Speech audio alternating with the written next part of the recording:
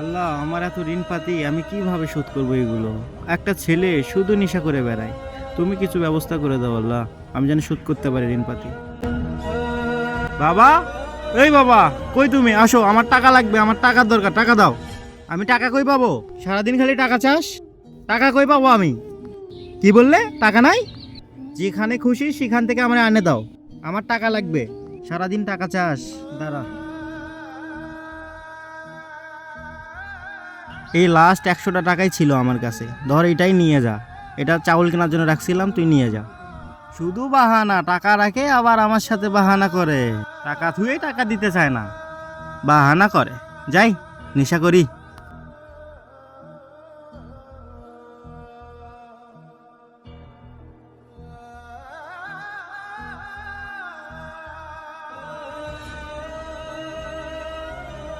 কই যে থাকে এই পোলা, কাজ কাম কিছুই করে না, শুধু নেশা করে।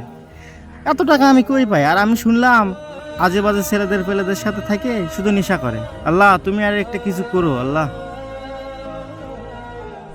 যাই, আজকেও বাবার কাছ থেকে টাকা নিব। টাকা না নিলে চলবে, আমার টাকা নিতেই হবে। বাবা, বাইরে আসো, টাকা লাগবে আমার, টাকা দাও। কি হয়েছে? আমার টাকা লাগবে, টাকা দাও। আমি জানি কিসের এত টাকা লাগে তোর। তুই নেশা করিস আর টাকা আমার উড়ে দিস তুই, হ্যাঁ? আমি জানি না? জানো তাহলে এত কথা বলো কেন? দাও, টাকা দাও। টাকার দরকার, আমার টাকা দাও, আমার টাকা লাগবে। দাও, টাকা দাও, দাও। তোর যেদিকে চোখ দেয় তুই সেদিকে চলে যা। তোর মতো ছেলে আমার বাড়িতে কোনো জায়গা নেই। যা, তুই যা, যেখানে যাবি সেখানে যা। থাকলাম না তোমার বাড়িতে, তা কি হবে আমার? গেলাম, থাকো, তুমি একাই থাকো, থাকো তুমি। গেলাম, যা যা।